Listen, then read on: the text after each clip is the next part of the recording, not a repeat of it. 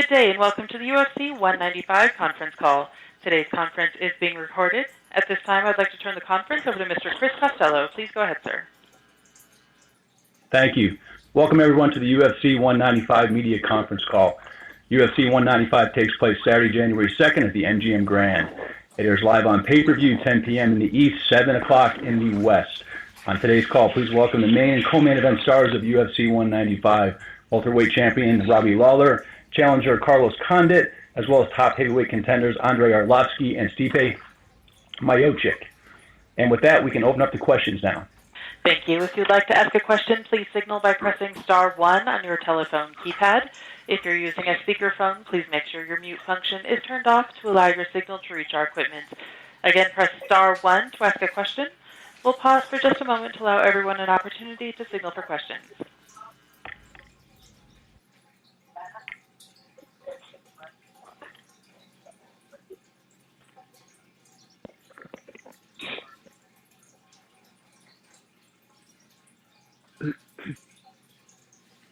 And we'll take our first question from Lance Pugmire with the Los Angeles Times. And my first question is for Robbie. I was just wondering, Robbie, for you, is this fight unique, this challenge of Carlos Condit unique for you, or is it just another fight? How are you viewing this? Yeah, I would say for me it's always the same. It's always worry about how I can get better, worry about the techniques that I can improve on. And then my coaches more or less implement the game plan and have me work on certain aspects. So it's just business as usual, but Carlos is a heck of a fighter that I need to be ready for, and I'm well prepared. Do you feel like the champion now? When you won that belt, did you feel like, okay, I've made it to the next level? And what's it like to, be defending that belt? Does that mean something special to you? Yeah, I mean, I feel really good. It's a lot of hard work finally paying off, but I'm just doing what it took to get me here, which is hard work and always learning. But my coaches and I always stress to just continue to get better and work on all aspects so that I'll be ready to fight and take everything to the next level every time I compete. Great, Robbie. Thank you. And then, Carlos, for you, I just wanted to ask you, why are you more ready for this title shot than you were the previous? Well, I've definitely grown up quite a bit, just as a person, but also as an athlete and a fighter. I've been through a couple of title fights and done the lead up and dealt with the pressure. I think having gone through that experience, I'm better for it, and I'm definitely more prepared. Carlos, what have you taken from seeing Robbie's just resilience? He just refuses to lose fights. How do you break through and defeat a guy like that? I have to see if my preparation is going to be enough to do that, and I feel very confident that it is. I don't know, man. I'm just going to go out there and do my thing. Every night's a different night, and anything could happen. Like I said, I feel very, very confident. Great. Thank you guys so much. Appreciate it. Good luck. Thank you. Our next question comes from John Morgan with USA Today Sports. Thank you. If I could start with Robbie, please. Robbie, you've been champion for about a year now. It's something that you had obviously wanted to do since you were a teenager. I'm just curious what the experience has been like versus the way you always dreamed about it, and how it's impacted your life. Has it been all positive? Have there been any negatives? What's this last year been like for you? I would say not much has changed other than maybe people want my autograph and maybe want to take pictures with me a little bit more than they did before. But I just keep to the same circle. I'm not really venturing out doing many things other than fight-related and working out. So I'm just staying humble and keep grinding away and concentrate on what got me here, which was hard work and continuing to improve. By most accounts, I mean, you had the fight of the year with Rory McDonald. Carlos is obviously a monster in there as well. In your hopes, and if you could play it out and plan this the way this fight goes, would it be another one of those epic wars where people just put you up on a pedestal for being this warrior, or would it be a situation where you just kind of get out of there as quickly as possible and not have to put your body through something like that again? Yeah, it's definitely something. You don't want to have to showcase your warrior spirit or how much heart you have in a fight. You want to go out there and you want to be sharp and you want to execute your game plan and go out there and get it done fast. So push comes to shove, every fighter wants to get it done as soon as possible and take as least amount of damage as possible. Thanks, Robbie. And if I could just quickly for Carlos, you touched on it a little bit there, but, I mean, you did have kind of a rough stretch. And I'm just curious kind of what your mentality was like during that time, because you were only losing to the absolute, best in the world. What were the specific lessons that you took during that time, and what was your mentality like at that point? I think that my fight IQ has increased. I dropped that close decision to Hendricks, and I feel like I could have won that fight if I'd have fought a little bit smarter. So that's definitely one takeaway. The fight with George, my camp was a little bit, it was different. It was kind of turned upside down because I didn't have Greg Jackson, my head coach, in my corner, kind of, guiding me. And this time around, I do have him. So, I mean, there's a lot of different things, but, things have come together very, very well in this camp. And you and Robbie's careers have kind of overlapped, although you've been in different promotions a lot of the time. But I'm curious, how long ago did you start thinking about Robbie as an opponent? Do you remember the first time you started kind of breaking him down and looking at him and saying, this is a guy that I'm going to fight at some point, and how am I going to take him out? Well, I remember watching him back when he was in first UFC. And I liked his style, but definitely since he's been back in the UFC and back at 170, he was at 185 for a long time. So since he's been back in my weight class, it's definitely been something that I've had on my radar. Sure. Thanks, Carl. Then I could just briefly for the heavyweights, if I could start with Stipe. If you win this fight, I mean, you're awfully close to a title shot by all accounts. Have you thought at all about the benefits of maybe quitting your position as a firehouse and training as a full-time fighter? Do you think that would be the right choice? I mean, at the highest level of the sport, at the championship level? I love what I do, and I love being a fireman. I love helping people. I'm part-time at the department, so I get the benefit of choosing my schedule a month in advance. And I have two great chiefs that actually, they're pretty lenient with me if I need to call off or trade a shift. They're pretty good with this. So I still attend full-time no matter what. So I love what I do. I love what I do. All right, thanks, Stipe. If I could just lastly for Andrei, I'm curious as well if you've had any discussions about maybe what comes next. I mean, have you been told at all this is definitely a number one contenders fight? And either way, can you explain what it would mean for you to be a champion in the UFC again versus maybe the first time around? First of all, my mind right now, I focused on my fight against Stipe Miocic. No doubt, he's tough, he's very dangerous, and definitely it's going to be big test for me. I have to fight smart, and I have a lot of respect for him. He's tough, and we'll see what's going to happen after. But I promise I will do everything possible to beat him on January 2nd. Thank you all, gentlemen. I appreciate it. Thank you. Our next question comes from Damon Martin with Fox Sports. Hey, guys. First question is for Robbie Lawler. Robbie, you went through a real battle, as everyone knows, with Rory McDonald in your last fight. And I know you had a little bit of an injury in November. But I mean, how much time did it take for your body to come back from that fight and truly be able to prepare for this one? My body actually felt really good. My mind felt really good.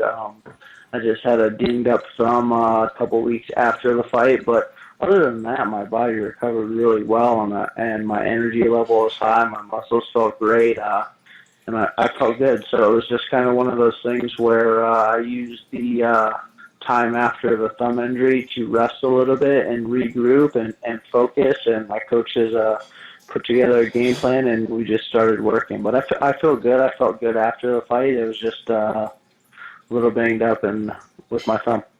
Yeah. I know you've talked about, your training at American Top Team and how you've actually gone away from sparring so hard and so much. obviously you have been through a few wars, since you've been champion, the fights with Hendricks and then obviously the fight with Rory. Do you believe that change in sparring has kind of allowed you to survive better in those fights? I mean, you do take guys take a lot of damage in sparring, and it seems like you've been able to endure that and come back, or endure that and still be fighting hard in the 5th round, a lot in your recent fight. Does that have any correlation to do with the less sparring and kind of keeping your mind and body healthy going into the fight? I think when I first came back to the UFC, I did a lot of sparring and had to work on stuff and sharpen up my skills and got them to a high level. And now I have really good training partners that we work back and forth. We can put the pedal to the metal, and we don't try to bang each other up, but we get good work in and get our heart rate up and go to work. But I'm not really a doctor, but I feel good. I work on my techniques, work on my strengths, and make sure I'm staying sharp. So that's really the main focus, is just staying sharp, staying healthy, and being able to fight. When push comes to shove, I'm always ready to go. But I don't think you need to show your toughness in training practice. I think I'm show my toughness when the cameras are on and in front of the big lights and all the fans. Yeah. Obviously, Robbie, you faced a ton of great strikers in your career. I mean, Rory McDonald is very good. Obviously, Matt Brown is very good. But where do you put Carlos Condit in that list in terms of just strikers, in terms of, the best kickboxers or best boxers you face? Is he top of the list? Where would you rank Carlos in terms of, guys you faced throughout your career? I don't really ever rank guys, but obviously Carlos is way up there. But every striker's different. Everyone has their little tweaks, and Carlos is a kickboxer, and he's got a little bit of different style than most, but he's high up there, and I have to definitely be focused. He brings everything to the table when it comes to strikes. He does spinning kicks, he does spinning back fists, he does elbows, he does knees, jump knees. He does it all, so I have to be sharp. Awesome. And for Carlos, I know you've actually, recently changed up your training a little bit, where you're training smarter. I know you've worked a little bit on movement and balance. We've heard a lot of that with Conor McGregor and his fights, not taking as much damage into the camp and really focusing on those things. How much has that made a difference in your camp, and do you feel like that is a big key for you now going into this title fight, that kind of movement and balance-based training?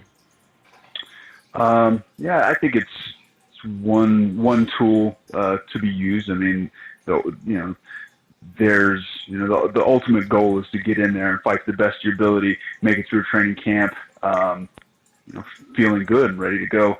And these different things that I've implemented, some of the movement training, switching up my my sparring schedule and just training smarter, I think is definitely helped me get to the point where I'm at now, especially since I had knee surgery and everything. All these things have been super important in bringing me to this title fight. Yeah.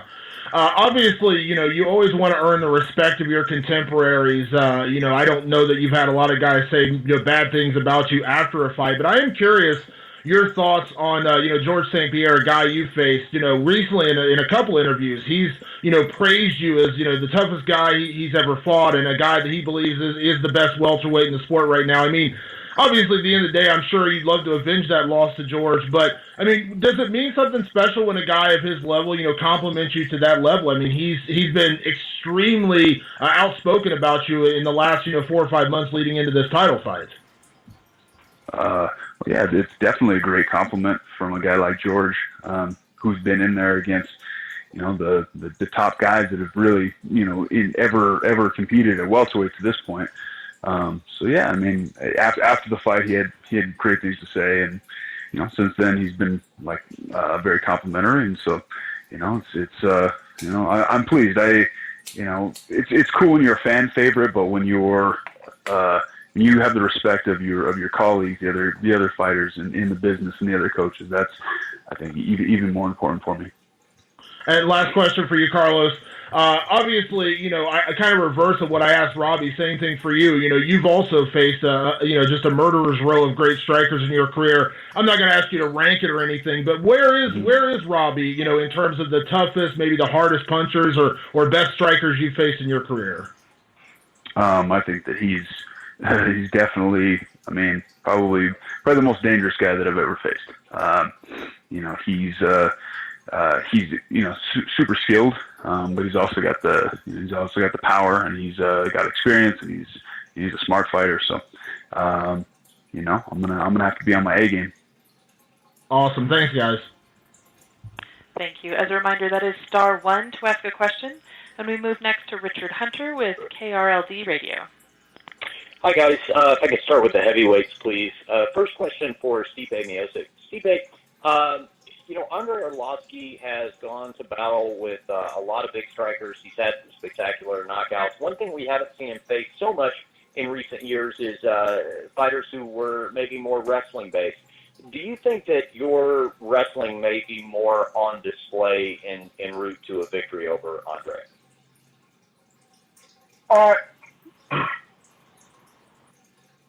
Hello? Yes. Stipe? Okay, sorry. I thought my phone cut out. Yeah, I mean, I don't know. I mean, maybe not. I mean, Andrei's, one of the best, and, if it's going to happen, it's going to happen. If it's not, it's not. It's MMA, so anything can happen, it's mixed martial arts, so you can stay on our feet and go on the ground. So, I mean, wherever it goes, I'm going to be comfortable with. You obviously have been talked about in contention for a title shot here for the last couple of months anyway, and what a victory here might mean for you, Stipe. But you've also made public comments about the fact that the UFC has tempered that with marketability. They've let you know that they'd like to see you, a little more famous, a little more well-known, so that they can market a heavyweight title fight to get to that point. Because of that, do you feel any extemporaneous pressure in a result here to not only win the fight, but, maybe as a result become a little bit more famous in the process? Honestly, I don't care. I mean, I understand it's business, man. It's when, it's about the money, and, maybe one day I'll get more fans, which is, fine, but, the fans is what makes the sport. But I'm not worried about being famous. I'm just worried about, January 2nd, against Andrei. It's going to be a hell of a fight. I'm super excited, and, that's all I'm worried about right now. And question for Andrei Arlovski. Andrei, you're coming off of a victory over Frank Mir. It went to a decision. Different people just had opinions on the scorecards. Were there any frustrations for you personally coming out of that fight with Frank Mir that you sought to correct in this training camp? Definitely, I took some lessons from that fight, and right 5 days before the fight, definitely I'm not going to do same stuff what I did before Mir fights. When I'm going to fight Stipe, I'm going to come to the room in a hotel. I'm going to lock myself and just sit no more fun time. It was stupid. It was very important fight back in September for me, but I did some stupid shit. So now I have to be smarter. When you say you did some stupid things, do you mean just in terms of fight week distractions, or what was going on that you would do differently this time? No, just some stupid stuff. No comments about that. Okay.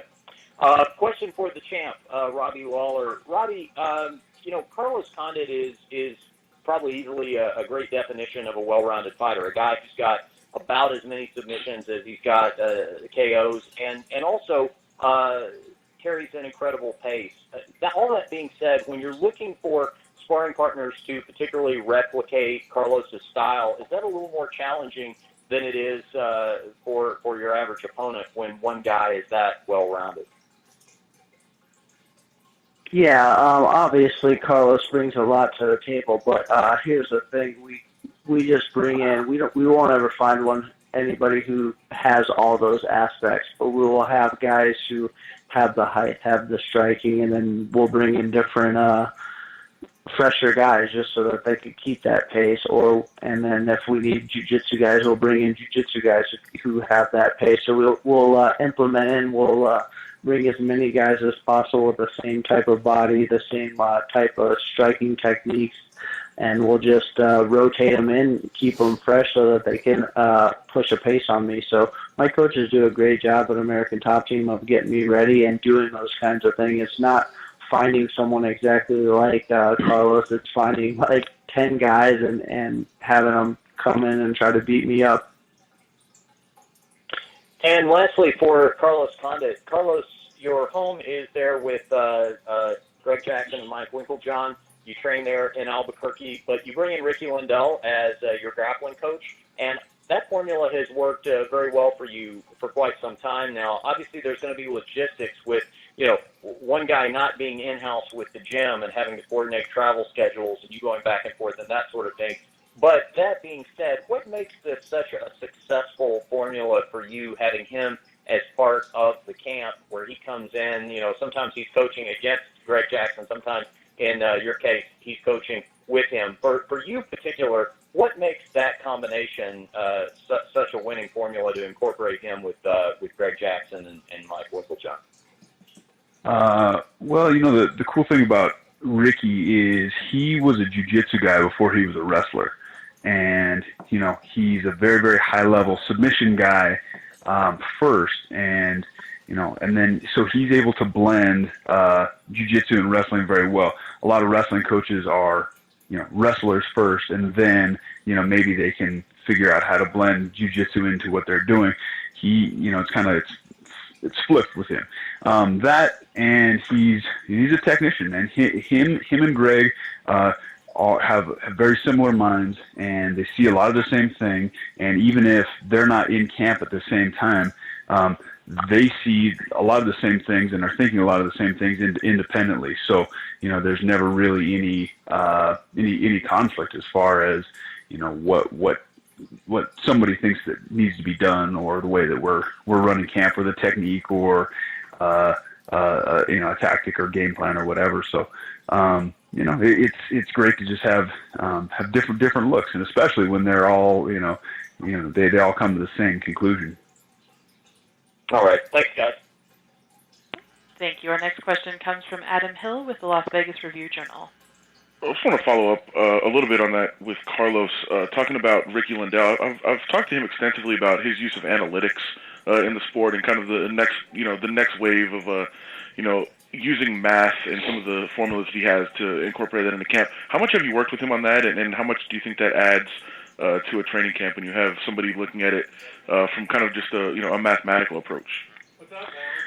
Well, they do that kind of mathematical analytics in all the major sports. Why not in mixed martial arts? I don't think that it's not the holy grail, but I think that it's definitely a good tool.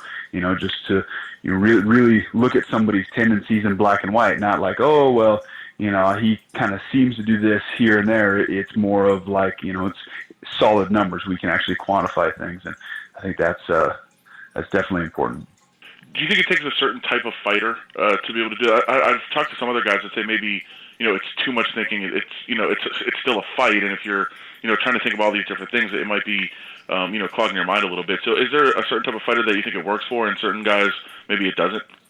Well, you shouldn't be thinking about that while you're in the cage. It's more applicable to the preparation. You're encoding these different movements, these different tactics to counter what your opponent does well. And by the time you get in the fight, you should just be doing it second nature. You're not thinking about numbers. And, oh man, here he's going to do this and that and this and that. It should just be, should be automatic. But by that time, so I guess it depends on how you're using it. And for both Carlos and Andrei, if you both want to weigh on this, the gym has just had so much success. I know, it didn't go as well for Cowboy his last fight, but just so much with Holly and John coming back and all the success he's had. How much does it kind of build on itself when everybody in the gym is having success and having these high level fights, and the confidence that it brings to everybody? Carlos, go ahead. Okay. All right. I just think there's a great atmosphere. The success that we're having right now is just in large part because of what we've been doing for a long time. It's just a lot of things are coming to fruition right now. I think that we get a lot of guys from a lot of different places, different backgrounds, different martial arts disciplines, and they come in not only to learn but also to teach what they know. So there's a great kind of spirit of collaboration that we have going on, and it's when you surround yourself with with great athletes, it's hard not to feel as though you're one of them. Yeah, like Carlos said, it's a great atmosphere in the gym, and I'm very excited about Carlos. I'm very excited for Holly, for John Jones coming up. I'm very excited about my fight against Stipe, and I'm glad to be a part of UFC 190 fight, and I think it's going to be a great night for us. Cool, thanks. And for Robbie, my last question was, this is a huge fight. People have been, waiting for this fight for a long time between you two, but do you feel you guys have been overshadowed a little bit by the last couple of events of, the major event that was in Australia and what happened with Ronda and Holly, and then also all the Conor McGregor hype that we've heard the last month? Do you feel you guys have been overshadowed, and has that bothered you at all? No, man, nothing bothers me. I don't care about being overshadowed. I like creeping up on people, being the quiet guy, just coming to fight, coming to go to war, coming to battle. And I've never been in this game to be in the spotlight. I'm in this game because I love it. I love fighting. I love competing. I love pushing myself. And when push comes to shove, and I'm always on the stage, on the biggest stage, I'm going to be the guy who's showcasing my skills, and I'm going to shine bright. That's what I always focus on. I don't worry about what I'm not getting. I'm worried about what I'm going to get. Everyone else is doing great things, but so am I, and the sport's going to continue to grow. There's going to be different stars out there, and I'll get my chance to shine. Cool. Thank you guys all so much. Thank you. Our next question comes from Jim Edwards with mirror.co.uk. Good evening, gentlemen. First question's to Robbie. Robbie, obviously this fight is firstly supposed to take place UFC 193 in November. Obviously you sustained a thumb injury. What was the extent of that, and how's your recovery gone? It's just a little banged up. It's an injury that I had a long time ago, and it just happened to flare up. But the recovery is good. Didn't take very long, probably about a month of not banging it, not getting it hit on anything, and it was ready to go. So I'm good now. And again, to Robbie, I know this is going to be your first fight with the ID ban in place. Is that something that has affected your kind of preparations in the last few weeks or so? Has that changed at all? No, nothing's changed. Just business, just worried about keeping my weight where it needs to be, and I'll be ready. I've been doing this for a long time, and I'll get it done. Carlos, I saw you speaking to quite a lot of the media a few weeks ago in Vegas, and you were saying the same thing to a lot of them. You were saying the line, "I'm going to finish Robbie Lawler."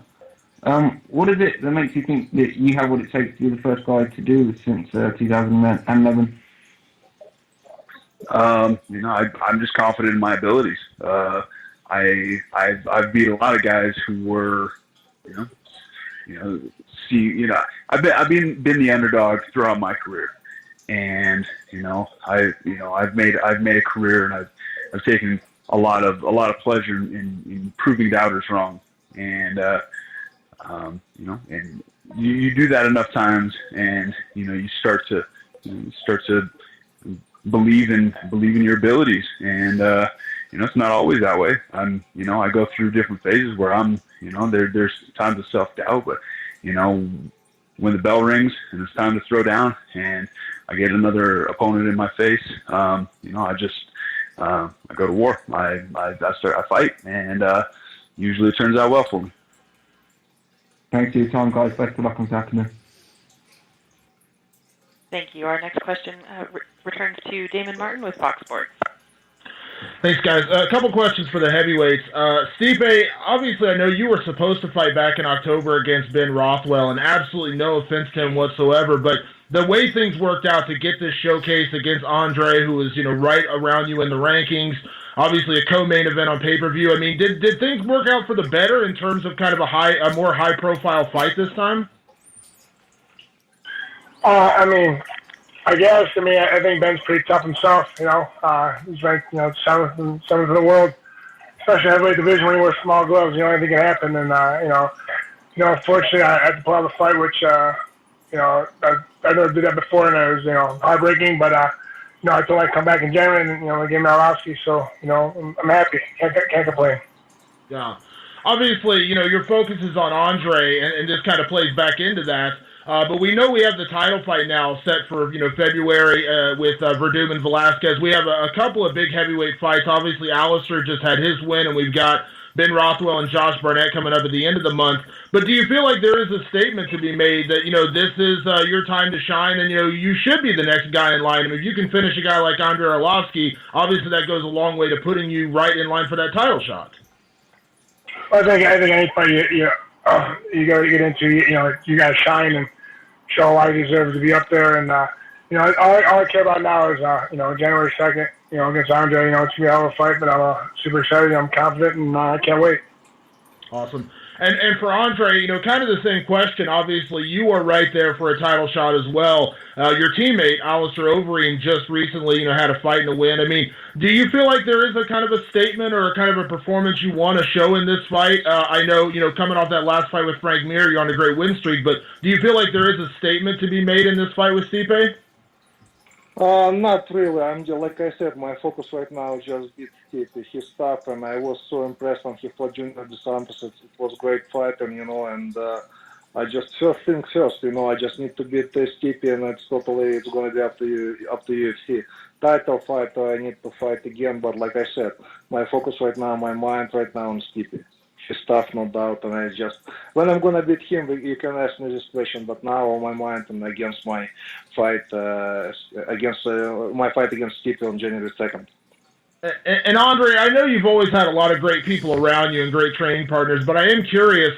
Now you are at Jackson's and have been there for a while, working with guys like Alistair and even John Jones, who obviously is walking around, I think, at like 225 pounds right now. He's obviously a big guy, could fight heavyweight. How much does that add to your preparation for a guy like Stipe or anybody in the UFC to have a couple of, really high-quality fighters around your size to get ready? Because let's be honest, that's rare. It's not that many heavyweights you can train with to get ready.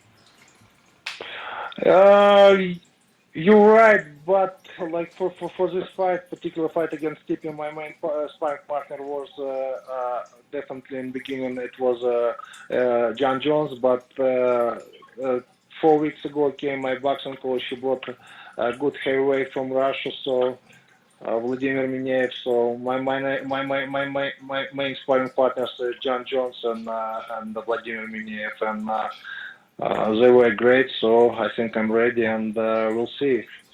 If I did my homework right or not? So that's it. Yeah. And one quick follow-up real quick for Robbie and Carlos, kind of a question for both of you. I'll go to Robbie first, then Carlos can answer. You guys have two of the craziest finishing rates in the UFC. I think Carlos is like 93%, Robbie, yours is like 81% throughout your entire career. Expectations on a fight like this are so high. Everyone predicts, fight of the year, fight of the night, whatever you want to call it. Does that raise the expectations or put any extra pressure on either one of you to put on a certain kind of performance, considering, the kind of high expectations fans have for the fight? I'll go to Robbie first and then Carlos. No, I always focus on just being sharp and being a professional, and that's just the way I fight. I go out there, try to finish people, try to knock them out, try to beat them down, and that's just my style. So I don't have to change anything. I don't have to amp anything up. That's just who I am. Awesome. Carlos?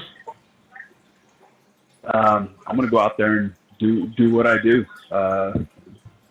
You lock me in a cage with a fighter like Robbie, and I'm going to have to rise to the occasion, or it's not going to go well for me.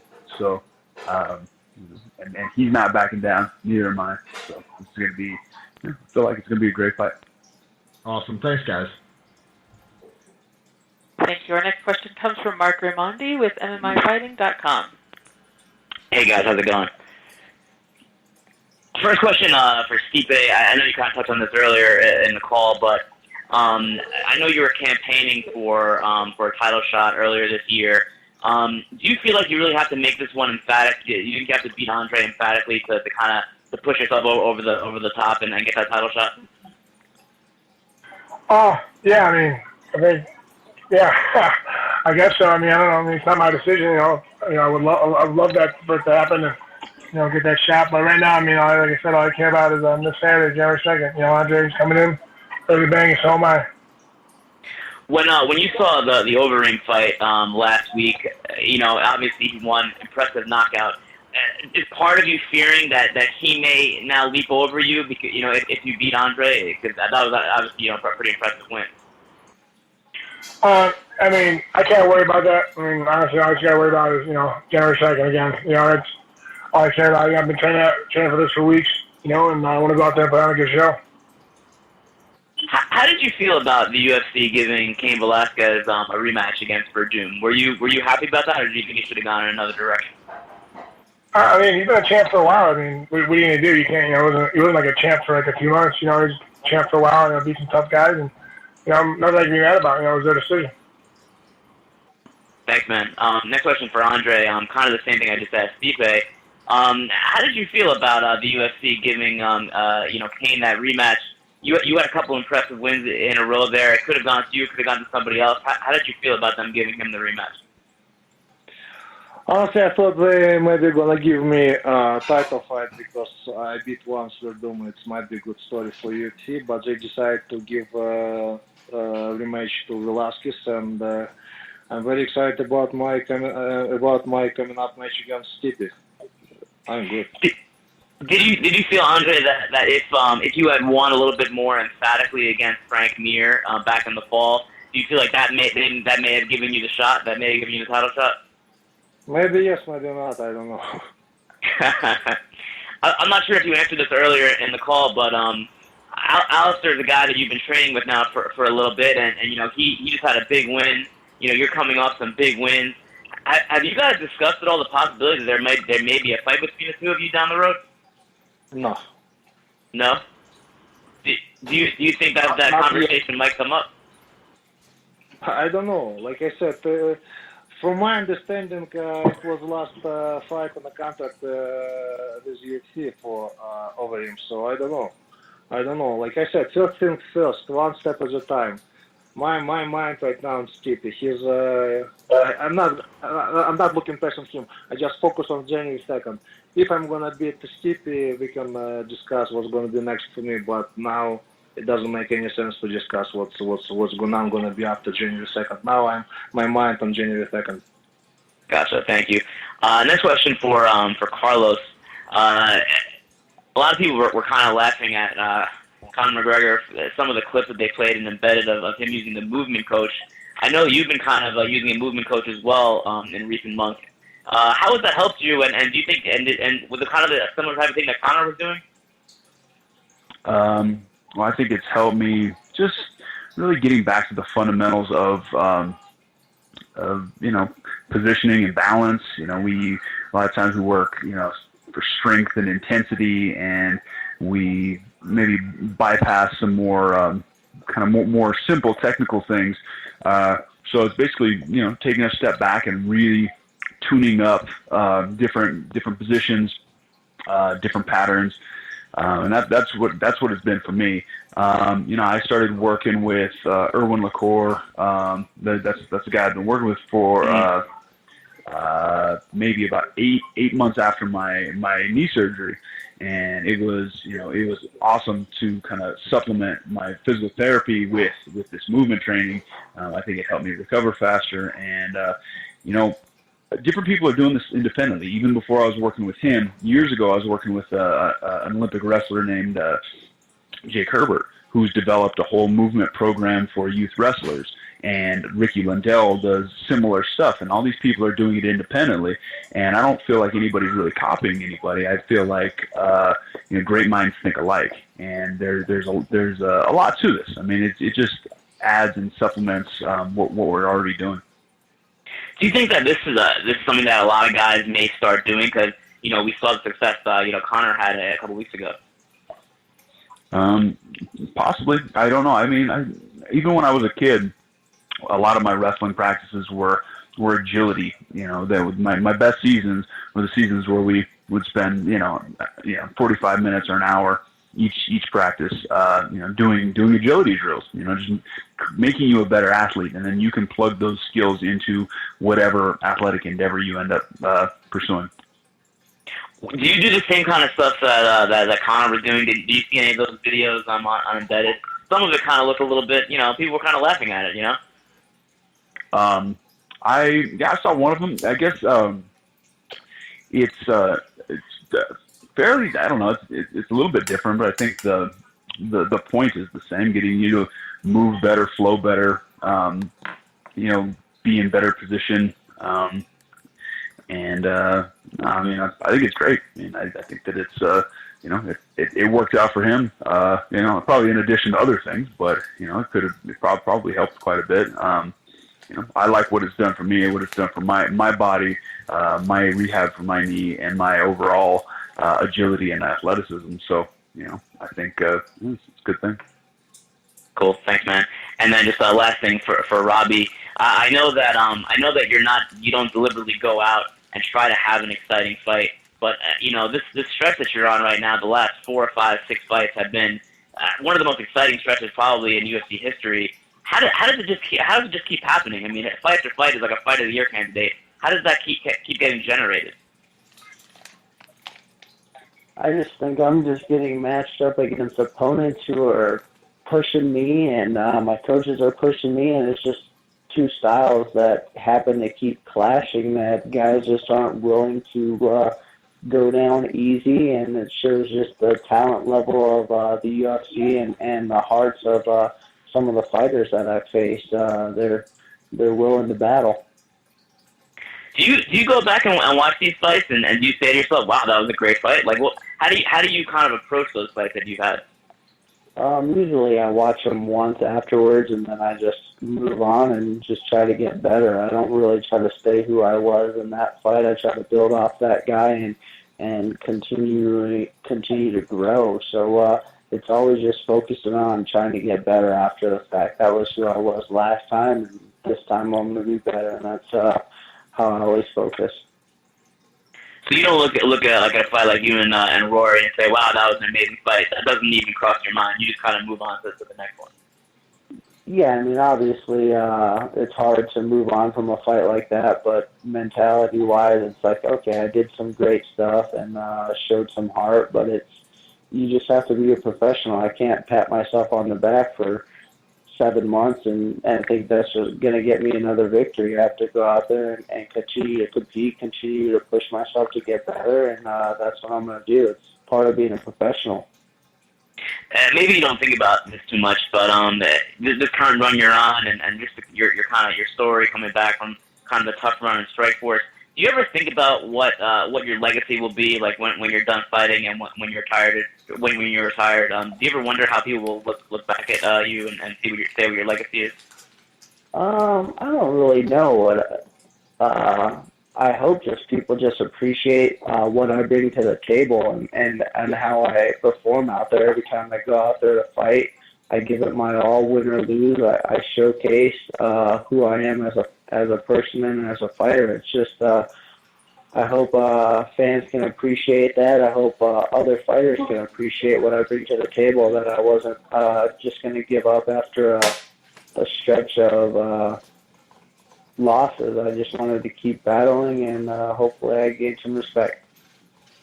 Gotcha. And just last thing, man, it was kind of a weird rumor that got online maybe about a month ago about an injury. I think that they said that you had missed some kind of appearance that you were supposed to do because of an injury. Can you just clear everything up? Can you just clarify if there's anything to that?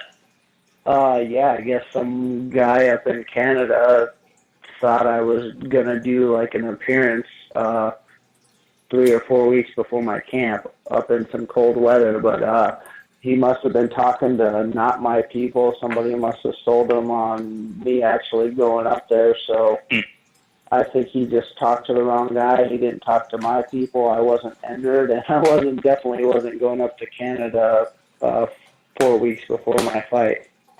Were you shocked when you saw like those reports online?